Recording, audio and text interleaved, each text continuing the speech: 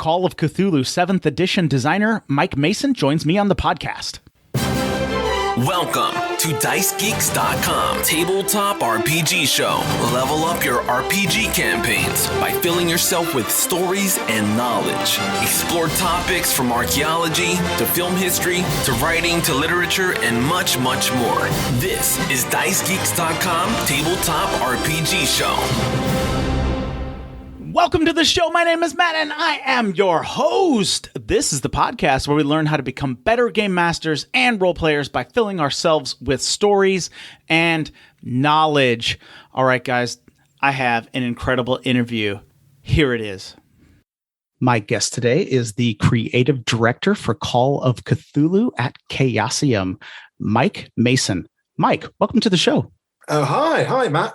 Thanks for inviting me on. It's a pleasure to be here. Oh, absolutely. It's my pleasure. When did your love of tabletop role-playing games begin? Oh, that's going back a bit now. It goes to the very late 1970s, and I knew nothing about role-playing games. I liked playing board games, but they were like, back in the day, they were like, playing Monopoly and Cluedo and so forth. But a friend of mine invited me to his birthday party and said, we're going to play some games. And I thought we were going to play Monopoly or something like that. But no, we all turned up, and him and his older brother and some of his friends, brother's friends, were playing D&D, which I'd never heard of, didn't know what was going on. All I knew that I had a wizard figure, and there were skeletons, miniatures in some sort of dungeon, and we were fighting them, and we had a fantastic time. In fact, we were so good, we just didn't want to stop. And that was my first exposure to D&D. First, and I guess it was basic D&D, or it could even be an advanced. Could even been advanced D&D, but I wouldn't have known at the time. And then pretty quickly, I was just swept up into it because I just thought this was the best thing I'd done. And, managed to find game shops and buy some books, some D&D stuff, and, introduce it to some other friends of mine. And we were away. And, what's that? What would that be now? Late 70s. So 20, 40, 40 plus years later. Yeah. Here I am. Yeah. Mm-hmm. Yeah, that's incredible. Of course, I mean, I had a similar experience. Once I played, I just couldn't stop. Why do you think D&D or tabletop role-playing games in general just hook people so much? Why do you think so? I mean, obviously, there's many different hobbies and interests in the world. People have got a diverse range of, interests and so forth. For me, I love stories. I mean, I've always been a reader. Loved short stories and fiction and films, and always loved that from as early times as I can remember. And so for me, role playing games have always been that kind of it's that telling that story. It's that kind of group involvement, and I've always had a love of kind of sci-fi, fantasy, and horror. My earliest memories are going to secondhand shops and picking up secondhand, volumes of collections of, Clark Ashton Smith and sci-fi stories. And so, the chance to kind of, play, what would, in my head, a short story, is, I'm the wizard or the fighter in Conan or whatever. Mm-hmm. It just kind of hit that part of me that really gets excited by all that kind of stuff. So for me, it's very much about, that kind of communal storytelling kind of experience.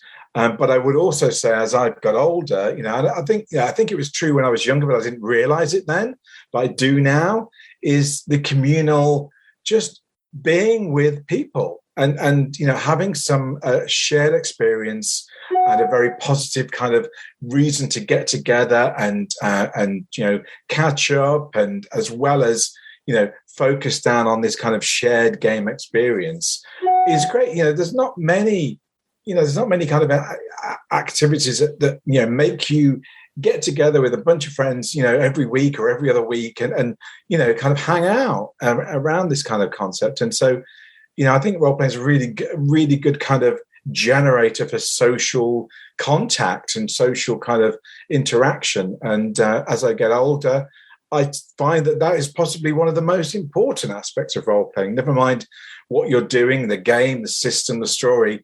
What's important is hanging out with people, and I guess it's more pronounced now, because of the last couple of years we've not been able to really get face to face with people, and so that the whole ability to go online and use role playing as an excuse to get together and chat to people online, let alone face to face.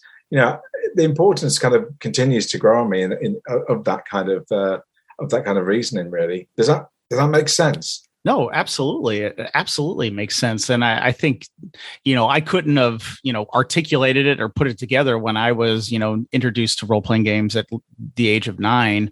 But what really, that shared story idea, I think, and that's, is really important. And that seems to be a common thread with a lot of my guests, because I ask first-time guests that same question. And it does seem that, there is something to that shared story idea, where, it's not just a game of Monopoly where we go around the board and then so-and-so wins or whatever. It's, the idea that we came together and we created a story and memories and all the highs and lows, the climaxes that all come with, story. And we've created that all together. And now we have that as a bond between us as friends. I think that's one of the keys to role-playing games. Yeah. No, absolutely. Yeah. I think it's really valid. Yeah. And now, though, you were introduced to tabletop role-playing games. You loved it. You started playing all kinds of games. But you're a game designer. Where did that come in? Was that the original plan, or was this something that kind of just happened along the way? No, I mean, role-playing games, in my life, role-playing games were made in America, and I lived in the UK, which meant, they happened in another place, which I would, I wasn't about to move to the USA. I had no reason I could or would. And so they always existed, they kind of arrived. My only interaction with them came through game stores where I just bought them, and so I never imagined I would, work in the industry in this kind of capacity. That never entered my head, and it wasn't until it's pretty. I think for many people, when you get into role playing, you kind of you're either a player at heart or you're a GM at heart, perhaps. And obviously, there's a lot of us who do a bit of both. But at heart, I'm a GM, and so one of the jobs of a GM is obviously at some point you get the itch to actually start designing your own scenarios, whether it's for a dungeon for D&D or a Call of Cthulhu haunted house or some kind of strange star sector and planet and traveler or whatever it may be, whatever game floats your boat. But you get that itch, and so me, just like everyone else, I started to design my own scenarios, and they were just for friends. It's what I would run at our weekly kind of sessions. With no thought, because obviously this is back in the day before the internet. There was no way of self-publishing my scenarios unless I kind of got into the bounds of doing fanzines, and that was a kind of another leap beyond me at the time. I just didn't even understand what that would involve. And so for many years, that was I was like everyone else, that was my hobby. I'd create some scenarios, I'd buy some scenarios, we'd run them, we'd play them, and have a great time. And then I guess it would be, I don't know, it was a bit in my 30s before I really started to have the opportunity to go to games conventions in the UK. Obviously they were happening before that, but they were kind of far away from where I lived, and I really didn't know what a games convention was and what was involved. I was a little scared of it. And so by the time I was in my 30s, I think there was conventions starting to happen near to where I lived. I thought, well, I'll just go along and see what it's like. And I kind of stepped through the door, and it was kind of like, that first role-playing game experience, kind of like suddenly looking around and go like, crikey, all these people are like me. Yeah. They're all doing the same things I love, and it's all in this one place. Isn't that great? And so, I had this sort of second experience of getting hooked again on role-playing, but role-playing at conventions, because I was now not only playing with the group of people I've been playing for years and years with, I was meeting new people and making new friends and having new experiences and trying out games that I'd never bought or never thought I'd try. And all these kind of experiences start to happen at conventions. And so that was kind of phase 2. And then phase 3 was when I started actually writing scenarios to run at conventions. I wanted to kind of take part and become involved. And so I started designing stuff.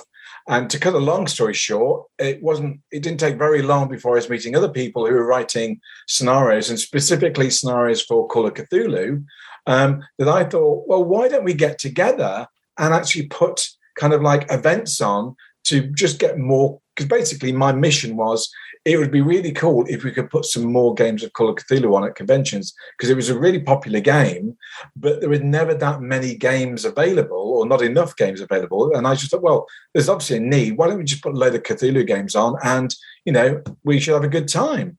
And that's what we did. And so I kind of gathered a group of people together. We called ourselves the Cult of Keepers. And what we would do is we'd all write a new scenario each year, and we'd share the scenarios between us, and then we'd just go to conventions and run them. And so before I kind of knew it, I was not only kind of writing my own scenarios, I was looking at other people's. I wasn't really editing them at that point, but I was, starting to give some, kind of comments or thoughts on scenarios, I guess, which was a kind of my very early start, I guess, as an editor to some degree. And that kind of morphed into, I mentioned doing a fanzine. I didn't know how to do it before. By then, I kind of thought, well, we've got all these scenarios. Wouldn't it be good if we could get them out to people? And so I thought, well, why don't I do a fanzine? I had no idea what I was doing. Like most people, we'd start a fanzine and just made it happen, through force of will. And I did a fanzine called The Whisperer, which came out kind of once a year for around about 5 years. I did 5 issues, I think, in total. And every time I did one, it got a little bigger, a little glossier, a little bit more art, as I kind of got to grips with what I was doing. And that was my real kind of first kind of exposure or experience in role-playing editing. I would say that my day job outside of gaming, was all about copywriting and copy editing and all that kind of stuff. So I guess I had certain skills already. I just hadn't really applied them to role-playing games. And that's what I started to do. And I also had kind of experience in event management as well, which kind of, came in useful for running events at conventions and so forth. So there's kind of combination of things of me just becoming more active at conventions, writing stuff, putting out a fanzine. And the very fact I was putting out a fanzine that was specifically about Call of Cthulhu meant I started to develop a relationship with Chaosium, the publisher of Call of Cthulhu. And I got to know the people that, worked in the company, and they got to know me a little bit, and they saw my work in terms of the fanzine stuff. And so they started to offer me every now and again a little bit of freelance editorial work, which I, would do for them. And that's kind of as much as I thought I would ever do. I didn't think it would go any further than that.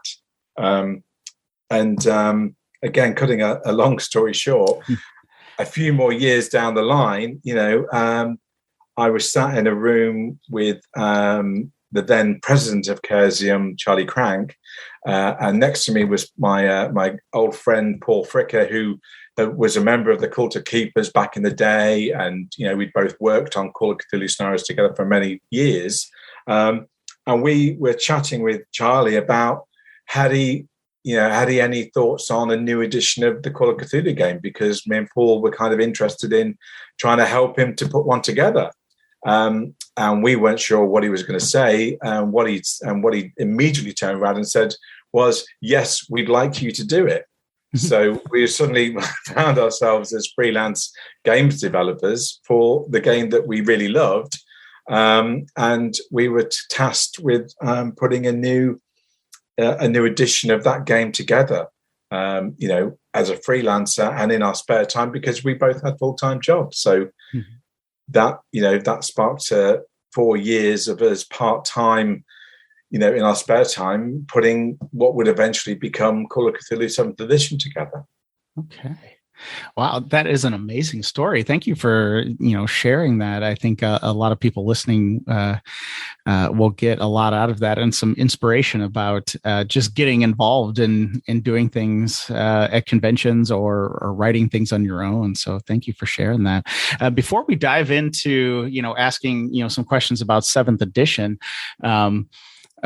I just wanted to kind of follow up and just ask you about Call of Cthulhu. What makes you love Call of Cthulhu as a game or as a setting or that before we kind of dive into some of your work? I mean, as I say, when I first role played, it was D&D and I loved it. And then, as you do, you try other games and you like them too. But I never found, one of my loves has always been horror stories and horror films. And I've been playing sci-fi. I've been playing kind of, mythic kind of adventure with RuneQuest. I've been playing, Fight the Dragon with Dungeons and Dragons and whatever, other kind of games that come along at the time. Like Judge Dredd and things like that from Games Workshop and that kind of stuff. But none of them itched that horror kind of itch I had. I kind of didn't even know I had it. The games weren't really horror. They were all about heroics and ray guns and that kind of thing.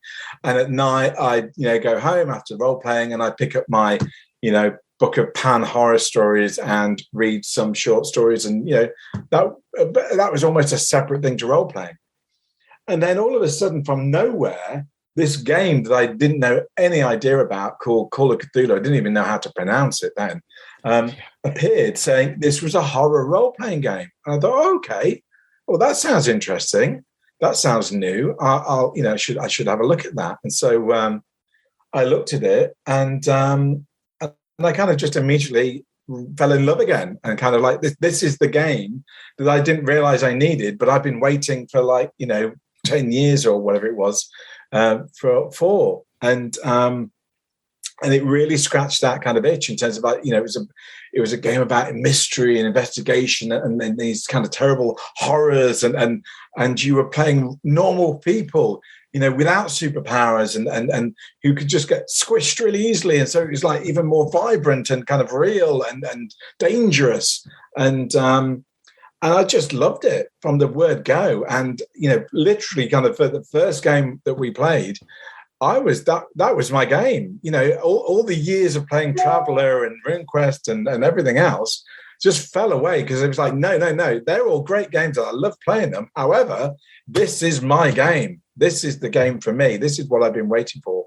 And it goes back to that storytelling, because all those games, you are telling a shared story, but Cthulhu is really a story. It really is a story because it's based around a narrative, a plot that, as a very basic example, D&D can have a plot, but in the majority of time, there's no plot. It's actually, the plot is we're going down the dungeon and we're going to rob it and kill everything. That's the plot. Repeat that plot a few times and that's your game. Whereas, for me, Call of Cthulhu, and this is, calling early 80s, there's an actual story here. There's a villain. There's these other NPCs who could be villains or could be allies, and you don't know until you interact with them. And so that's what excited me and really, really kind of got its hooks in me, and never let me go since. To be honest, that's what it all is about for me. Oh, that's awesome. And so then I'm just thinking, I mean, you alluded to it a little bit, but being a fan and then getting to work on the next edition of the game, what did that feel like? Well, mainly it was like worry and nervous. It's like, what the initial kind of like, hey, great, bit of excitement turned into, oh my God, what have we agreed to do? What are we setting ourselves up for? We obviously talked about this. Myself and Paul Fricker talked about this, the idea of if we were to do a new edition, what might it look like? And we kind of had that in our heads to start with. But getting into the nitty gritty of it, was a lot of work, and for 4 years, me and Paul talked on the phone at least once a week for at least an hour or 2 hours about what we were working on, what one of us had done, and we were giving each other kind of criticism and constructive kind of help on issues, or trying out different variations on kind of the rules. But ultimately, it was worry is what was driving us. We kind of just wanted to. We loved this game already, and so it wasn't really broken. There were things that didn't really work that well, or we felt were confusing, or the way the rule book was presented at that time wasn't particularly welcoming or friendly to new people. So we wanted it to be the same game, but we wanted to kind of smooth some of those rough edges off, and just make it a little bit more welcoming for people generally, really. Mm-hmm. And that's really what we spent 4 or so years trying to do. It was an interesting experience. That's what I can say. Yeah, I can only imagine. I guess maybe just what would be an example of something that you kind of wanted to focus on going into 7th edition, that you wanted to, I don't know if fix is the right word, but explain better, or kind of work on a bit? Sure. I mean, the classic example I tend to use is this is the same in many role-playing games, particularly role-playing games from the 1980s. Mm-hmm. Is there's normally some sort of rule in combat for grappling, some sort of wrestling or grappling kind of maneuver. Yeah. And 9 out of 10 times, nobody understands what that rule is, or they think they understand it, and they apply their version of it, which is often completely different to the person next to them who's trying to do the same thing. And that was pretty much the case with grappling in Call of Cthulhu. You could go on any forum at the time and ask, what are the rules for grappling? And you get 100 different answers. So clearly there was some, an issue with the clarity of the rules or the use of the rules there. So that's one of the kind of things we looked at, and we actually ended up doing away with grappling and kind of replacing it with a more general kind of term, which is the combat maneuver, which allows you to do a whole range of things in combat, with the very, very simple basis of, if you're trying to not cause damage, but trying to do something in combat, it's probably a combat maneuver, because that probably means you're trying to disarm, or you're trying to hold someone or knock somebody over. Whereas if you're trying to, cause damage, you're actually, you're attacking in that way. And so it's a very easy way to kind of differentiate, two kind of things you're going to do in combat, other than, running away or casting spells and that kind of thing. So that's one example.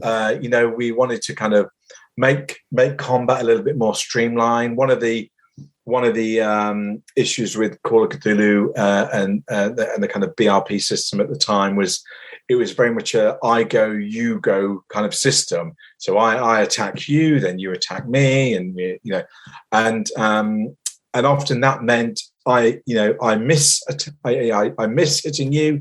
You don't hit me, then I don't hit you, then you don't hit me, and we keep failing our rolls, and nothing happens in combat, which is completely not realistic.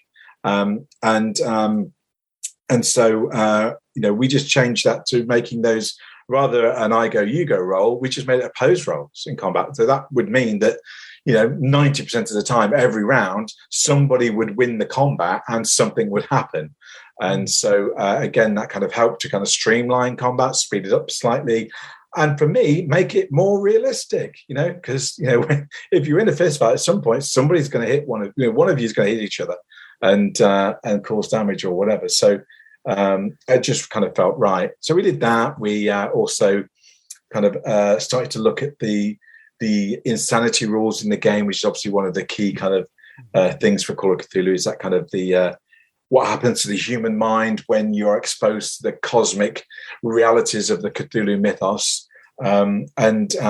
We looked at how mechanically the game didn't really do a lot once a character had kind of gone past the mechanic of being insane. What actually happened to that character from that point was a kind of pretty vague and in the hands of each keeper, which meant it could be very different. So we codified that a little bit more to give players and keepers a bit more guidance and structure onto what that actually means for their character mechanically in the game.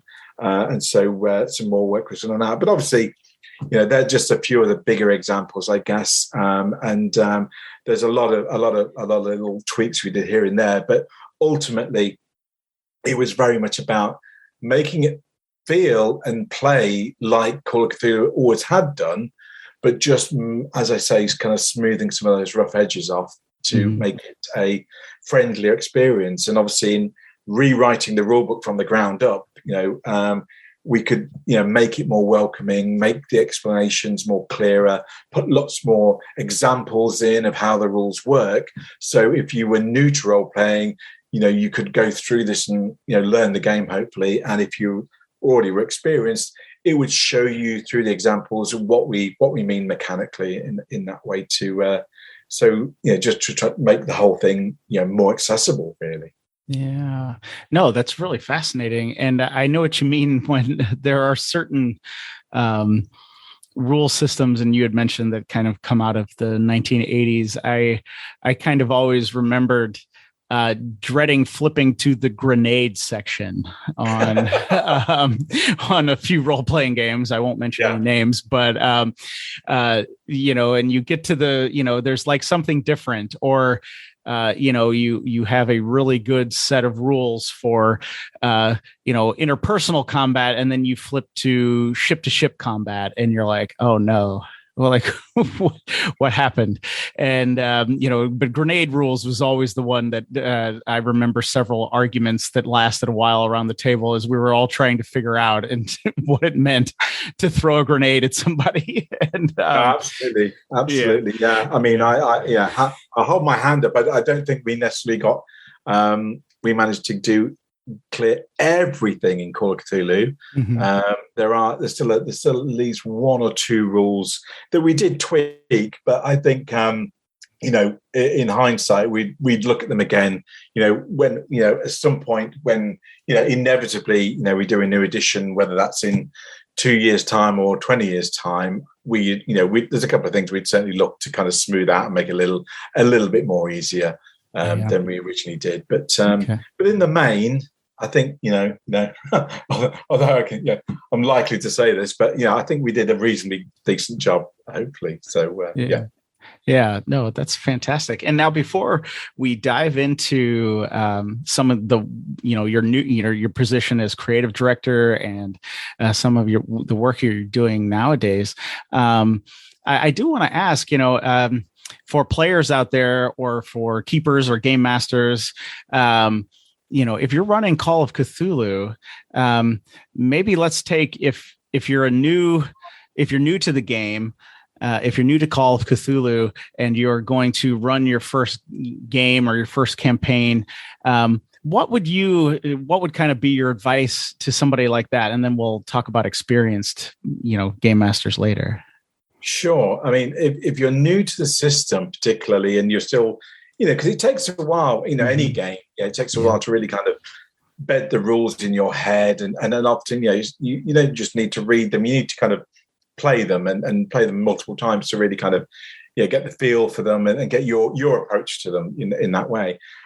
So I would say that, one, don't sweat the rules too much, have a kind of a vague idea of how, a percentile system works and all that kind of thing.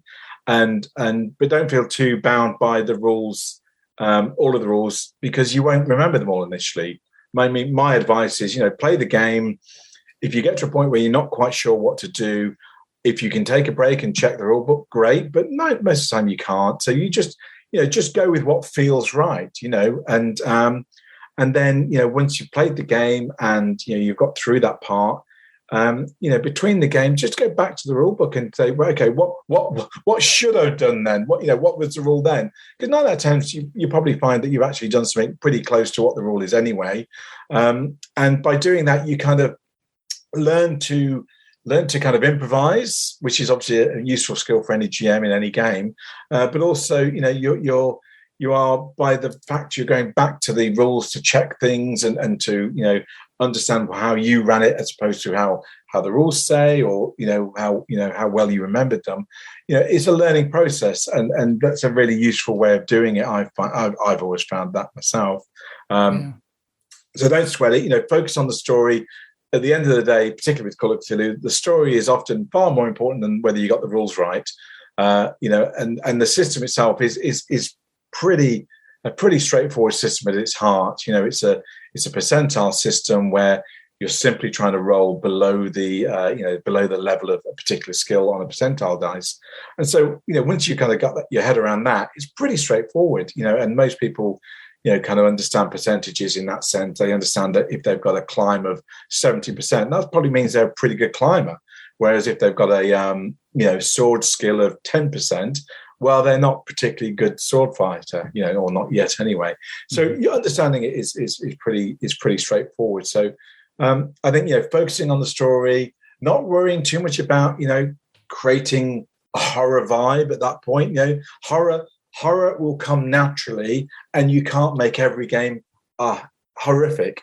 It's impossible, because some days you and your friends or family are just going to be laughing a lot.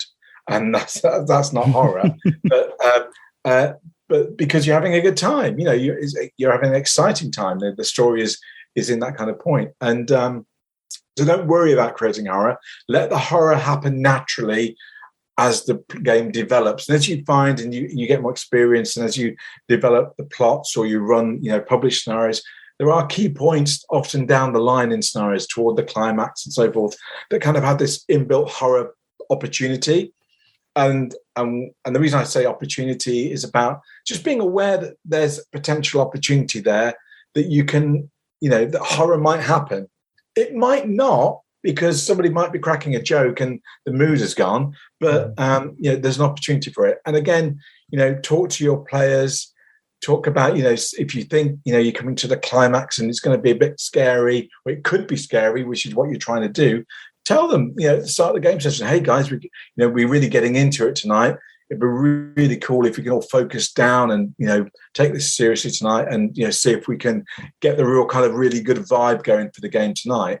Get your players to support you in that, to help you and work together to kind of create the kind of right atmosphere. Which as I say, sometimes the right atmosphere might kind of create that kind of creepy horror feeling. Other times it might just be, focusing in and being really excited and getting involved and learning about the mystery and doing all the investigation kind of stuff. Every session can be different in that way. So I guess I'm just trying to say, don't sweat it, that it doesn't feel like a horror story every time you play, because it can't feel like a horror story every time you play. It's like watching a horror film. Most horror films aren't horror films for most of the film. They have moments of horror, and the rest is a lead up or a lead out from those moments of horror, and that's the same in any role-playing game. So yeah, that's some advice. There's plenty more. Sure. My big advice would be, particularly if you're new to role-playing, or even if you're not, the Call of Cthulhu rulebook, the 7th edition one, there is a chapter called Running or Playing the Game. And I know for a fact a lot of people don't bother reading it, or they kind of skim it over and don't really read it. That is full of all of this advice, all different types of advice for the game. And it's one of those chapters you can dip in and out of repeatedly, as you play the game, and get new inspiration from or ideas from. And it's one of the chapters I like to kind of point out and say, there's all the rules chapters, and there's all the chapters about monsters and mythos spells, and that's all good stuff to help you write scenarios with. But that running the game chapter is all about, being a GM. It's all about the kind of things that at some point in your gaming experience will come across your table. And if you can imagine, it's distilled advice from both myself, Paul, of our kind of 30 years of playing Call of Cthulhu is distilled into that chapter.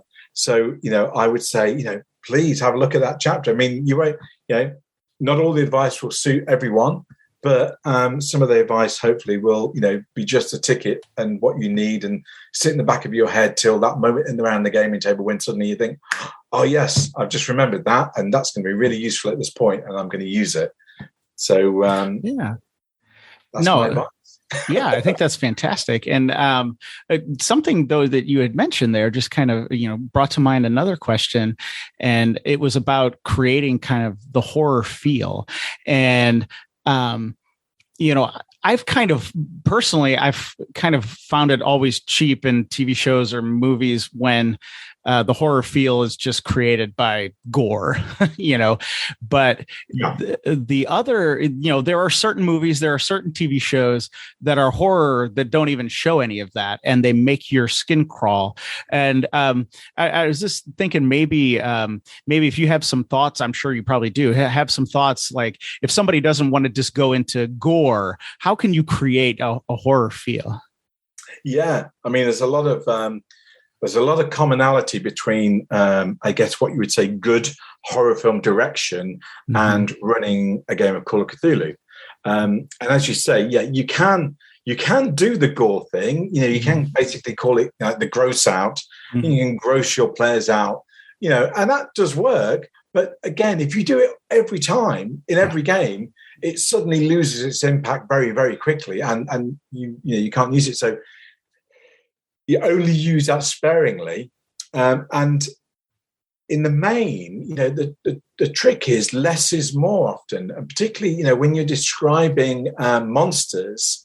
Obviously, as in any role-playing game, all of the monsters have a name, and often the advice I give is never call your monsters the name that it says in the rule book. Don't ever say a deep one is a deep one. Describe them. Describe what your players are seeing. They're seeing this kind of humanoid thing coming out from the water. That's kind of got this kind of the light is glistening off its skin as the water is kind of running down its face, and you realise it's not skin. It's like scales, and it's got these kind of a foul smell in these teeth. And focus on the description, but leave space in that description. Don't go overboard. Allow the players to fill in some of those blanks in their own imagination, because at the end of the day, a player's imagination will be far stronger than whatever you can show them as a picture or describe to them. What you're trying to do is set up those triggers to say, there's something in the water. It looks kind of like a man, but there's a kind of fin, and it's very dark, but there's a strange smell coming.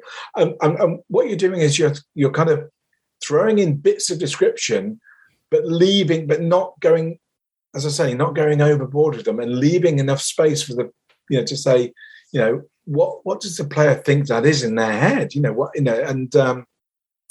So use space to allow the player's imagination to work. Don't use the names of monsters, describe them or call them what a character might call them. It looks like this kind of fish frog man, this kind of thing that shouldn't be. Rather than saying, oh, there's a deep one coming out the water, because a deep one coming out the water sounds pretty dull and not scary at all. So use language that helps people to feel, spooked. You're trying to give them the permission to be spooked, and you're trying to help them along, because people playing Call of Cthulhu often they kind of want to enjoy that kind of it's like seeing a horror film. If you like horror films, there's a kind of a bit of a joy in being scared to a degree in a very safe environment, because the thing on the screen isn't going to come and eat you in real life. You're in a safe environment, having a healthy, safe scare, which is exactly the same kind of setup for a Call of Cthulhu game. You're having a healthy, safe scare in a friendly environment. And so you're just trying to give people a bit of a nudge and just create the right kind of atmosphere and tension in the game and the portrayal of the game and how the plot progresses to allow people to, get spooked once in a while. it's all about, it's all about understanding how you build tension. It's all about using description, not just what you see, but what you smell, what you taste, and sometimes what you touch. When you put your hand on the doorknob, and it feels kind of squishy and kind of slimy. And I think that's fantastic advice. And I hadn't really ever heard of somebody say that, like, where you don't call the creature by its name in the book. I think that's fantastic, because once you name it, like, part of its power is gone, right? It just becomes a stat block instead of a real encounter or something. I think the same for spells as well in Call of Cthulhu. Very rarely, call the spells by the name they are in the book. Give them a. In fact, we with monsters and spells, and a lot of the stuff that we do for 7th edition is we actually give a range of different alternative names for them. So the keeper's got some kind of inspiration to say, this spell that is called Summon Deep One. We've got some alternate names. It's like call forth the watery deep. The evil from the watery deep, and so forth, which just makes it more evocative, really. Yeah. Yeah, that's really good. And I think you're right that, if we think to some of our favorite movies or TV shows that have really scared us, right, they can do a lot with the floorboards creaking, they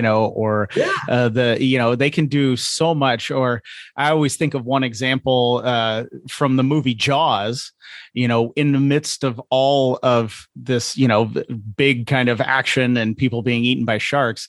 There's one time when they're running and the shot is of their feet and they're on the edge of the boat and one of their feet slips off. Right. Yeah. That, like, to me, that, I've seen the movie a million times because I love it, but it just always gets me, right? Because you're like, oh, he's going to, don't fall in the water, Yeah,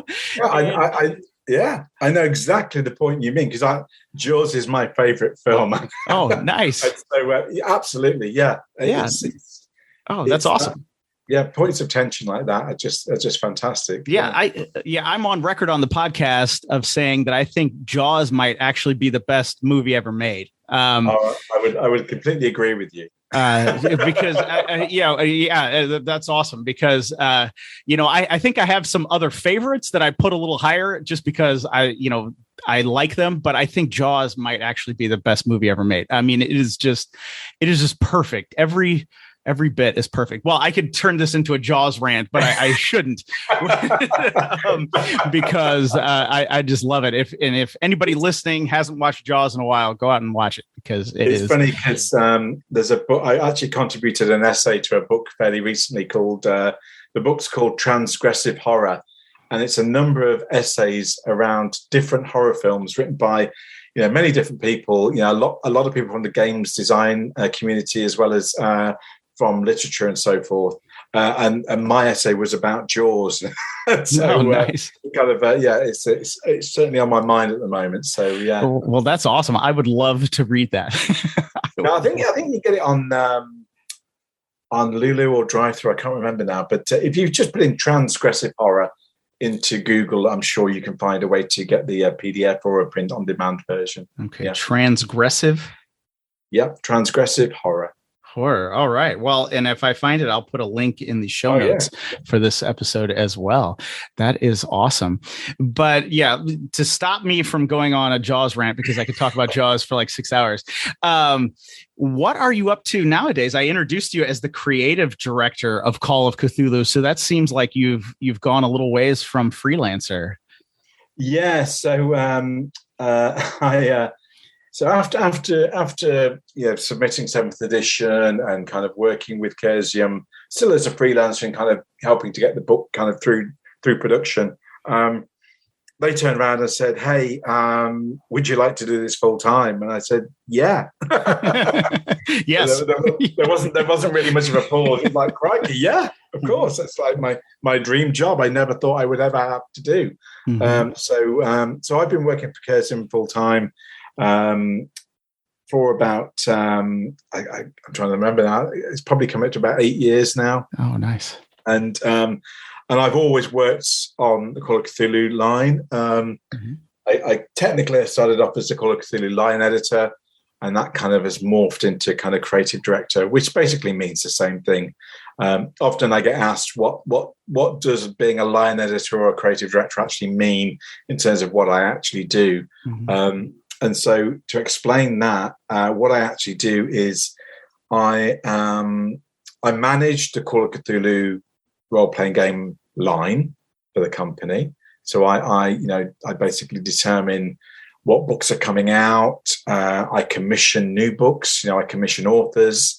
I also am the lead writer, so obviously I write myself as well. So I kind of write for Call of Cthulhu. I also edit other people's material for Call of Cthulhu. I kind of create books, and as part of that, I also deal with art direction and commissioning artists and working with creatives like that in terms of not only the illustrations but also the kind of the cartography and floor plans. So I work with the people that do that, and I also deal with things like licensing, because obviously there's a number of kind of foreign language and indeed English language businesses who partner with us and basically license Call of Cthulhu in some way. And so I also kind of work with those in terms of helping to kind of give them advice when they need it, approve the work that they're doing and books and so on, and all of that. So that's that. And then I do, podcasts and videos and go to conventions and panels and run games and so on, all the kind of usual stuff as well. But that's, my day to day is, basically making books happen. And so obviously I, work very closely with the production team in terms of people like Nick Nicario, who does the majority of the layout for Call of Cthulhu. Lynn Hardy, who's an associate editor for Call of Cthulhu, who basically works with me to, because I can't do it all on my own. And Lynn helps me to kind of, edit books and does some writing herself. And in fact, Lynn's been doing less Call of Cthulhu because she's been focused on putting together the new game that we're putting out, which is the Rivers of London role-playing game based on the novels by Ben Aranovich, which are the kind of modern urban fantasy kind of games, which is really cool. That's kind of what I do. Nice. Yeah. Yeah, no, that's fantastic. And I know a lot of people, achieving full-time status is kind of a holy grail in the tabletop role-playing game space. So that is awesome. Oh, yeah, there's not many. I guess there's not many people that get that opportunity in that sense. Mm-hmm. But I know a lot of people that have made a very successful career in terms of freelancing, whether that's writing or artwork or so forth. And that's equally a viable option for many people as well, particularly these days with the ability to self-publish and the kind of community content kind of programs that many companies do, whether it's Wizards of the Coast or our own kind of community content programs through places like Drive-Thru and that. There's a lot more. There's certainly a lot more opportunity to get your work out there than there was when I started. So it's it's really nice to see that, because that just allows a real diversity of voices and range of people from different countries and cultures and experiences to kind of feed into this process and put their own work out there, which is awesome and fantastic. Yeah. No, absolutely. Of course, that's what I do here at Dice Geeks. I publish my own stuff on Drive-Thru, and it's just amazing. I mean, it's just been amazing. But I guess I'm just wondering, what do you have coming down the pipe for Call of Cthulhu, or what are some of your big things that you have out now that people should know about if they're wanting to run some awesome Call of Cthulhu games? Sure. Well, I guess. I should start by saying, if you've never played Call of Cthulhu before, and if anything I've been talking about sounds remotely interesting, I would point you to, it's not a new product, it's a few years old now, but we have a Call of Cthulhu starter box set, which is basically everything you need to know to get into not only Call of Cthulhu, but role-playing, if you've never role-played. But I imagine most people listening to this have role-played before. But Call of Cthulhu, the starter set is the perfect way to start learning the game. There is the big full rule book, but I would say start with the starter set because, one, it's cheaper, it's very cool, and you get a load of stuff in it, and it's really good value. But aside from that, in terms of what I've been working on and what we've actually got coming out now, we've just released a book. Around Halloween last year, it was actually the 40th anniversary of Call of Cthulhu. So 40 years of the game being out. And so part of that celebration, I did a book that's called Keeper's Tips. And it's a small little pocket hardback book of a range of just collected wisdom from a bunch of people that have written and run Call of Cthulhu for many years. And some of them are very old hands who have been writing Call of Cthulhu since the 80s. And some people are brand new. They've come to Call of Cthulhu. They've been writing some community content in the last couple of years, but they're very, much younger, fresher, got different perspectives, and I wanted those in as well. So it's a kind of real collection of advice and tips for people that run Call of Cthulhu. And that's now available, and it covers a whole range of topics. From things like inclusivity to how you prepare for a game, how you design scenarios, how you build horror, like we were talking about, and how you advice on using non-player characters and props and resources and all that kind of stuff. So that's just kind of hit the shelves really, and there's a great little book, and it's it's not particularly expensive, and it's one of those books again you can just dip in and out of, and hopefully find some inspiration and a few good ideas to keep you going. We've got two other books that actually are on their way to our warehouses, and they should be arriving in our warehouses in the US and Australia and Europe within, hopefully within the next, few weeks, really. There's two books. One is called The Cults of Cthulhu, which is a book that is written by Chris Lackey of the H.P. Lovecraft Literary Podcast, and also myself. We kind of both had sort of shared writing duties on that. And that is a book that's all about the Cthulhu cult, which it comes out of the kind of the fiction that the game is kind of based on. And so it's all about how do you create a kind of a cult in the game? How do you use it? How do you create a kind of, what people, why do people become cultists? Loads of inspiration in there. There's some sample versions of very different cults, and it comes with three, large scenarios. One set in the kind of gaslight Victorian era of London, England. There's a kind of a 1920s, 30s one set in Los Angeles, and another one set on the East Coast of the US in the modern day. And each of them presents a completely very different kind of version of a Cthulhu cult, and is a full-on kind of scenario for your players to get into. But the book is a whole bunch of ideas and resources for keepers to really, get to grips with, the guy whose name's on the book, Call of Cthulhu. We haven't actually done many books about Cthulhu, and this was my kind of effort to say, let's do a book that's just about Cthulhu, because we've been lacking in them for 40 years. So let's do a really cool one. So that's going to hit the shelves very soon. In fact, it's available in PDF now, but the actual print copy is coming. Mm-hmm. And the other one, again, is available in PDF at the moment, but print is coming as well, is called A Time to Harvest, which is a 1920s era campaign set in the kind of the Miskatonic Valley area around Arkham. These kind of places, fictional places that were come out of the original fiction that the game is drawn from. And you play a bunch of professors and students from the Miskatonic University, and you go on a field trip to Vermont, where all sorts of strangeness happens. And then the rest of the campaign is kind of all the fallout from that first trip, kind of flows out, and you find yourself running around New England dealing with all sorts of craziness and horror.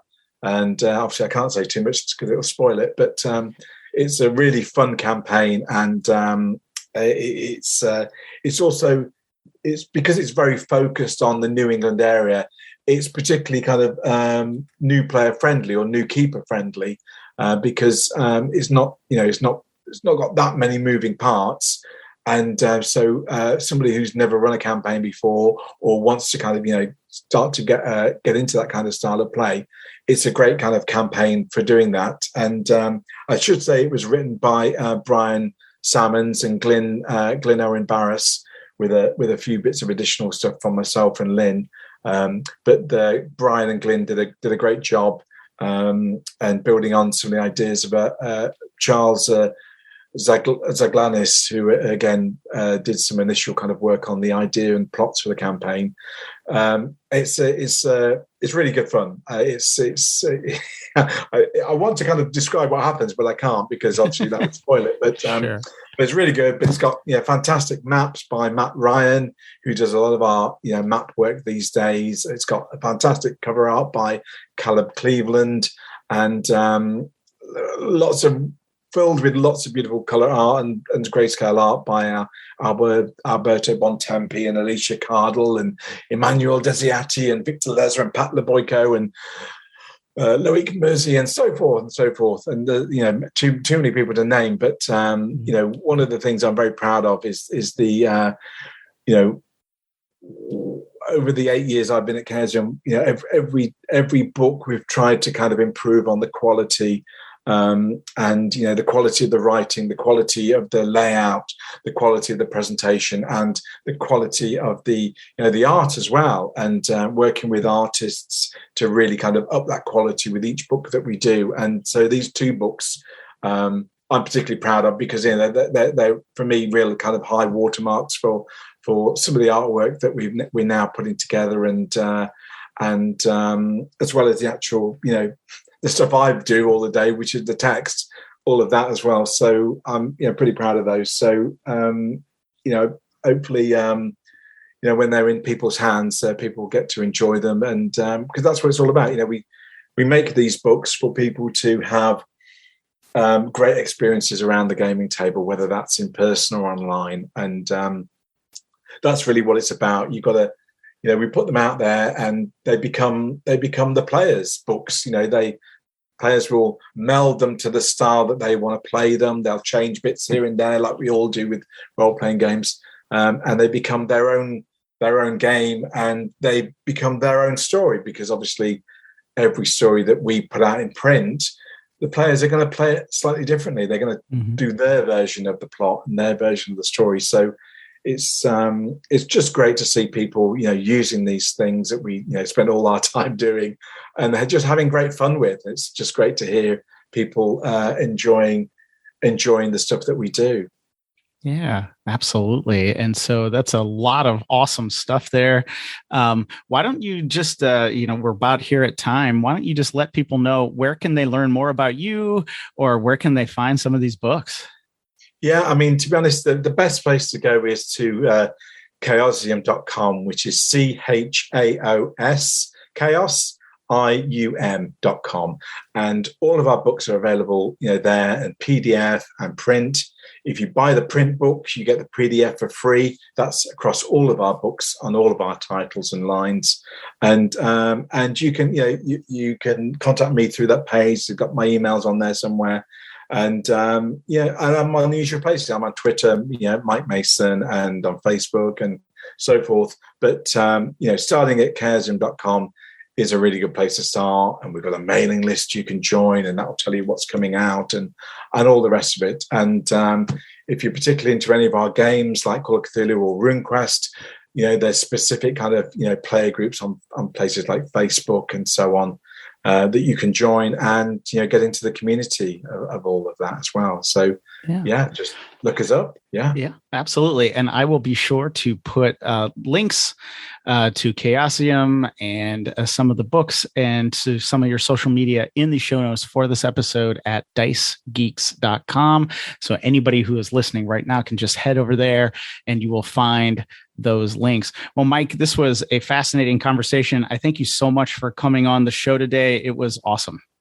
Well, as I say, it's a pleasure to chat with you, Matt, and thanks for the invite. And it's been great fun, and happy to do it whenever you want to chat. All right, there you have it, guys. I really hope you enjoyed my conversation with Mike today. It was an absolute pleasure just to get to speak with him.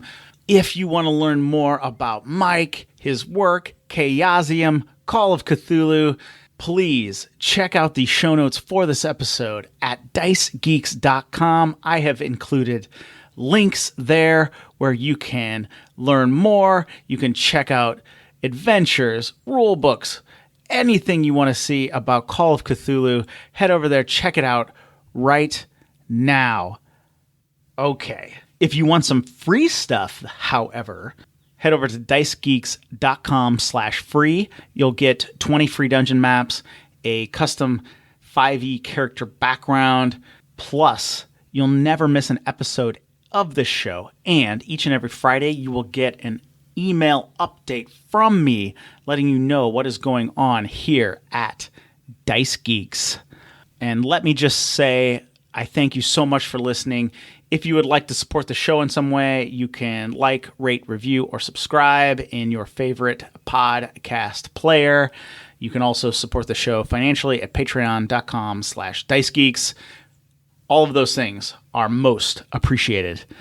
All right, guys, I thank you so much for listening. Thank you for tuning in to learn more about tabletop role-playing games. And until next Wednesday, keep gaming.